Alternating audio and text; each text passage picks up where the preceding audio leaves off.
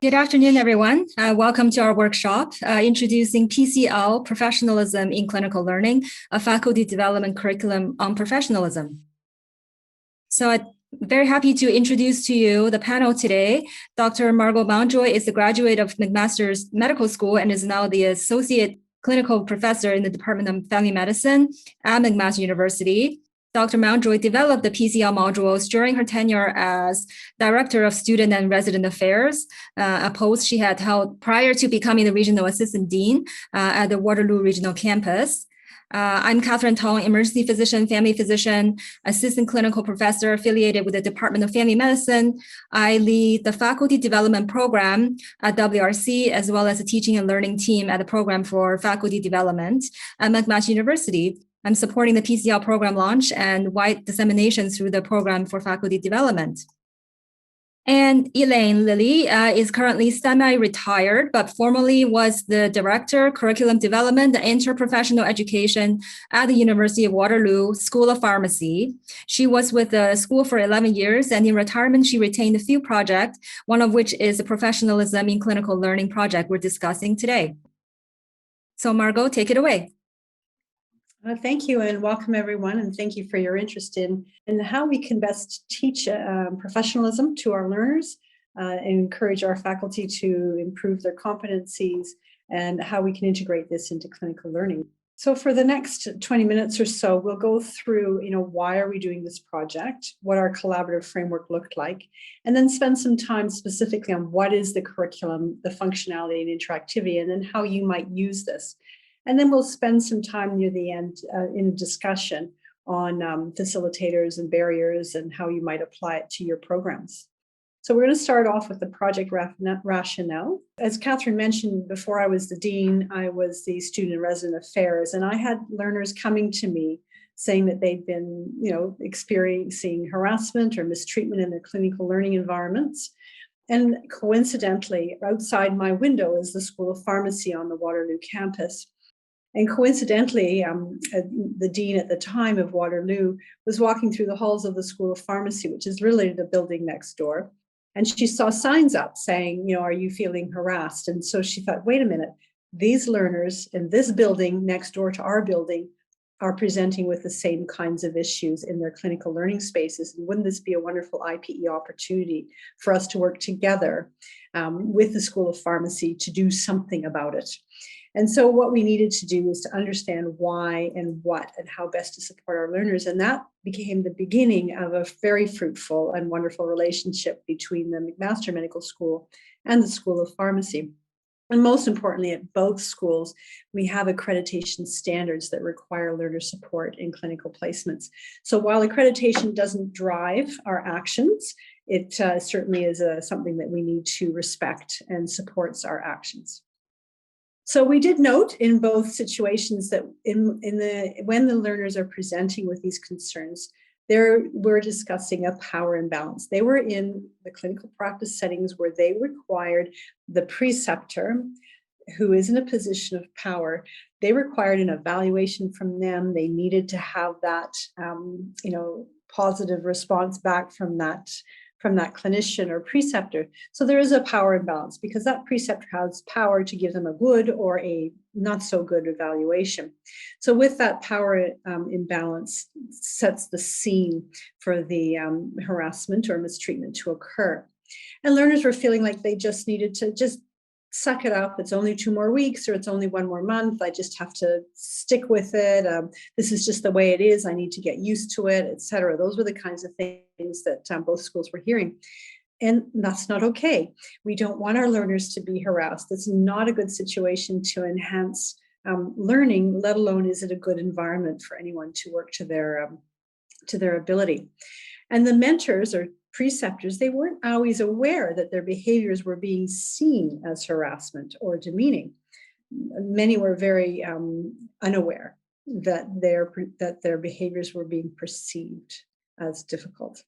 So our objective in this rationale was to provide education support and tools for both learners and for faculty to address the situation. Over to Elaine to talk about the framework. Okay, so I get to talk about the collaborative framework. As Marco mentioned, this became one of the most productive examples of interprofessional education that I've been involved in. It was a wonderful partnership on so many levels. We certainly had similar goals. What we didn't anticipate necessarily going in was that our cultures were very similar. We're both essentially satellite campuses. We had similar work ethics. We had a shared vision. We both were committed to making it happen. And therefore, the working relationship worked particularly well. Having been involved in interprofessional education, my observation is always that people talk a lot about interprofessional education and their professional practice. They don't often do it. And this was an example where we were able to do it, where we worked as hand in glove. And I would say that, and I think Margot will back me up, that essentially it was pretty much a 50-50 split. So there were complementary skills. So if the medical school was able to do something, it was often something that perhaps the pharmacy school wasn't able to do, and vice versa.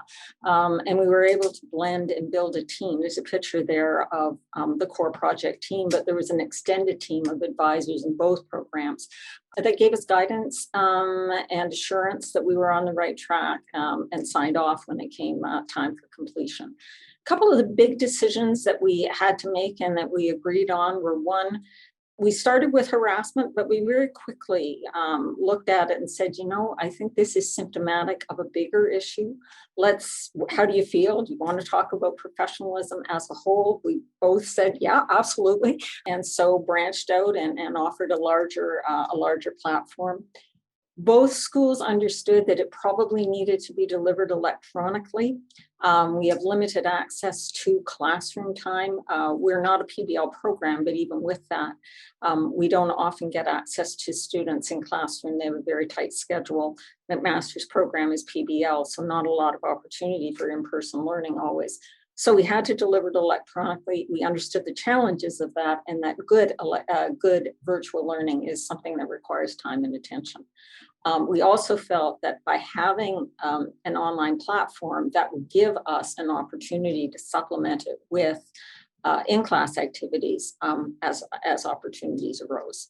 So I'll turn it back now to Margot for the next slide. So I'm going to talk at this time about what is in the PCL. So what is it all about? So as Elaine mentioned, it is online. It is electronic, and it is modular in nature. So we have 6 modules. And the beauty of the modular nature is that a learner or a faculty member or a particular program can specifically work with one of the modules that would fit their needs. So you can either do one module or you can do them all as they're modular. Now, what we strive to do is to have continuity between the modules, so they had the similar look, feel, branding, color coding, etc., so that the faculty or learner, as going through it, would feel that they were comfortable with the program and with the design. Key for us, very key, was the interactivity. And nobody wants to sit and listen to someone talk or to read pages and pages of text. So we made sure that the design was interactive to really improve and enhance learning. And we also kept the length of the modules to 15 to 30 minutes, knowing attention spans of our target audiences, both learners and faculty, isn't really much beyond 15 to 30 minutes. So this was really key points in our curriculum design. So our first module is on harassment in healthcare education. And we developed this one first. We had a grant from the University of Waterloo, so it was a few years ago. And we did pilot this and did an evaluation as we were required by the grant. And after piloting it, 86% of the learners felt that they were more competent to manage an incident of harassment, which was really encouraging. Now, from the learner feedback, we were able to go back and add a section on patient harassment, which is something that we didn't actually include in our first draft, but they felt very important that it would not just preceptor harassment that was important to them, but how to respond and react to a patient who may be unwell or abusive or toxic towards the learner. And this one is focused both on from the faculty perspective and on the learner perspective. The next module is sexual violence. And this one, if I can encourage you to watch any of them, please watch this one. It is extremely important. hopefully less common, but still very important for all faculty and learners. In particular, we have a medical student who, through video clips, explains her story of sexual harassment that she received from a preceptor while a medical student in our school. And they're very powerful. They're maybe very moving, and I encourage you to use this one. There's also a very fun video on how to evaluate what is consent with respect to sexual activity, and it's called A Cup of Tea, and it's quite entertaining. So I think this is a very impactful and powerful module in particular. E-professionalism, this is a very fun one to do, and it is just jam-packed full of real-life examples of people that have gone wrong, things that have gone wrong. In particular, I find this is the one where students go, I don't need this one, I'm okay. But this is actually the one that I think that we all need, both faculty and learners need very much so, because this is so common use, the use of social media, and how do you do this effectively and appropriately without crossing boundaries and getting into difficulties. So we give lots of examples of difficulties, and there's some really good summaries for how to safeguard yourself in the social media aspect, both from a learner and a faculty perspective. Conflict resolution. This was an interesting one. It's not one that we originally had planned on doing, but the medical students and pharmacy students really were adamant that this was something that they wanted some skills in. They felt that they did not receive much training in conflict resolution, and that they felt that it would help in difficult situations, in potentially in situations of mistreatment, on how to have the skills to resolve that conflict. So it is a difficult skill to teach and to assess, but it's one that we thought was important to include. So it does go through different types of conflict resolution styles and different strategies for people to maneuver this fairly difficult situation. So that's one that our learners implemented. Giving, receiving feedback. And I think this one is extremely important and for any faculty member and for any learner in a clinical learning setting. Well, that's just about everyone, isn't it? In particular, based on this study, 2005, 90% of attending surgeons felt they gave feedback successfully, but when the residents who received the feedback were asked about the feedback, only 17% agreed. So there's a disconnect. There's a gap between what faculty think they're doing and what medical learners in this particular study perceive. So that gap is what this module in particular addresses. And, as a faculty member, how many of us think we're doing a good job at giving feedback? And probably most of us, but this study really makes it apparent that maybe we could be doing a better job and making sure that our feedback is actually effective. So there's lots of practical tools in this one on how to give feedback, but also for the learner on how to receive the feedback in a way that is a positive and encourages your growth, because sometimes the concern isn't from the giver, but from the receiver as well. So this addresses both sides. Ethical decision making. This one, for those who are familiar with ethical decision making, it's a good refresher. It was written by the learners, actually, from both UW and McMaster. And it is one that has a branch scenario where you choose your ethical adventure, and it changes as you go through the scenarios. So it's a very good one for teaching ethical decision making. I'll now pass it over to Elaine, who will talk about some of the fun bits. Yeah, I get to talk about the fun stuff. We had a wonderful developer who worked with us to make the modules interactive. I think we've all had exposure now through COVID to the virtual learning space, and I think we've all come to terms with how awkward it can be and how important it is to build in interactivity. And that's, I think, one of the real strengths of the modules. In every single case, there are interactive elements that keep you engaged and wanting to learn. The first example we have here is a click to reveal. Fairly common, you've seen it before, but essentially you have categories of information. And if you want more information about the category that applies most to you, you click on the box and more information appears. The flashcards were one I really enjoyed as we were testing the project. The particular example that you see here are a word, and then when you click on the flashcard, it flips and you see the definition of that word. In different modules, it's used a little bit differently. So in some cases, it might ask a question.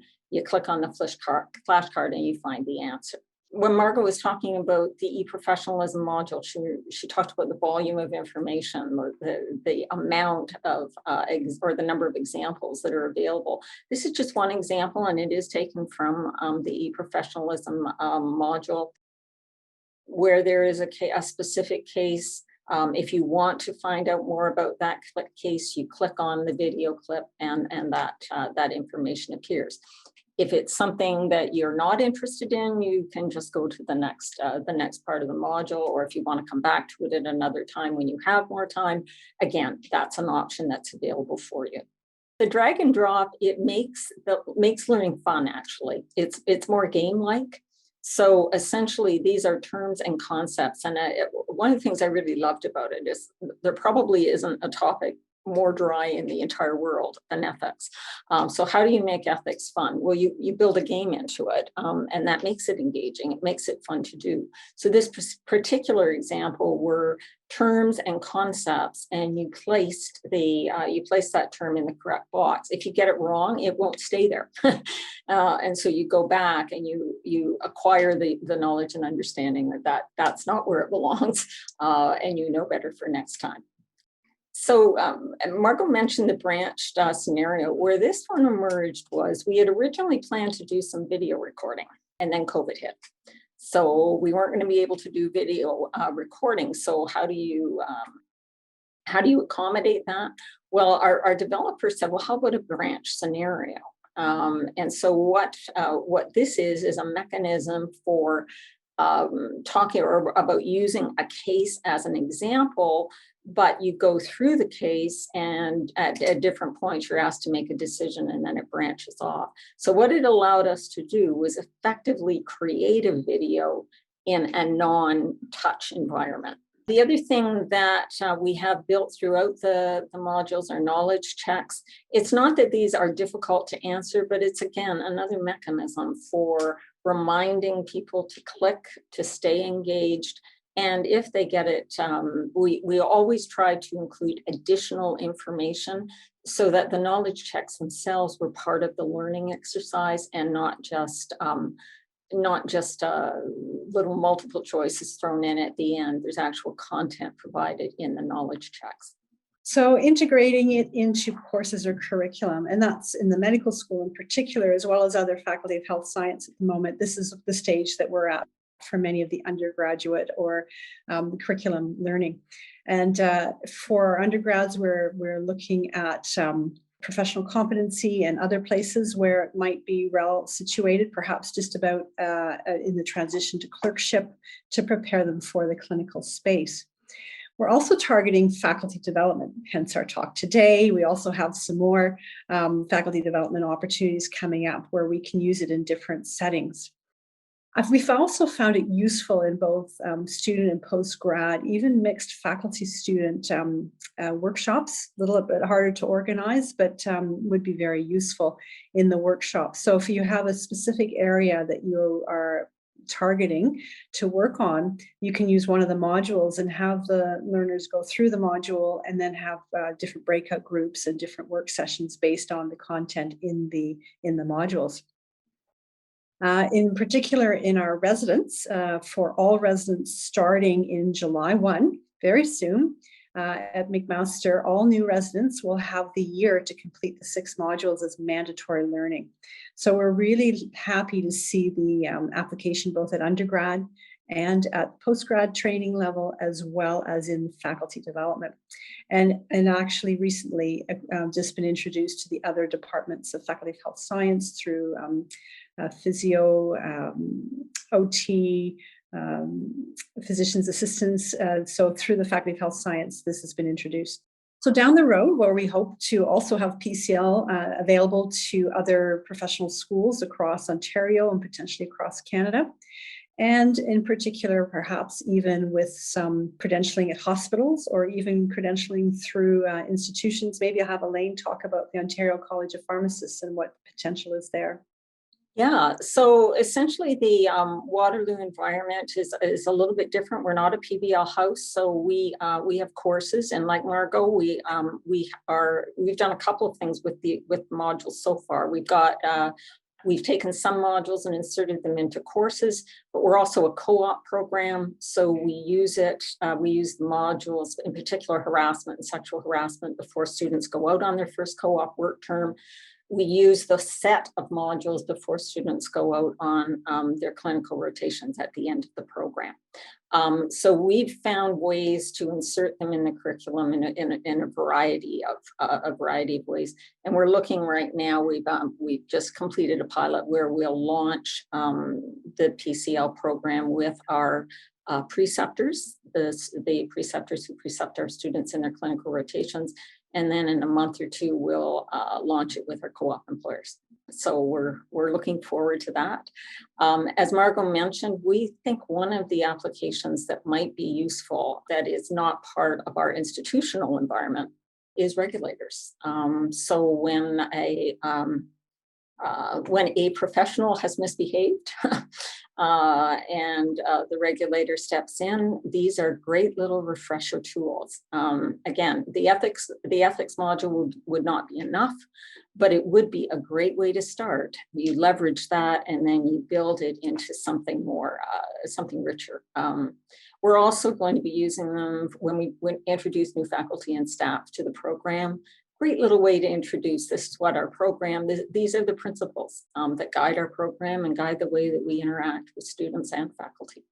And that's another application. And we're very, very open and looking forward to hearing your thoughts in terms of how you think we might use the modules, and very open to that discussion. So that leads us, not actually to me, but to all of us on the seminar today. And here's what we'll open up for discussion. And what we'd like to address is, how might you use it in your program? How would you apply it, perhaps in your practice? What would facilitate you using PCL in your environment, and what barriers would make implementing it challenging for you? So that's we have about maybe 10 minutes or so, I believe, and then 5 minutes for wrap up remaining in this session. So I'd like to open up the, for discussion for all of us to talk about these questions and how do you think you could use PCL? How and what facilitates, and potential barriers that we can discuss and problem solve as a group.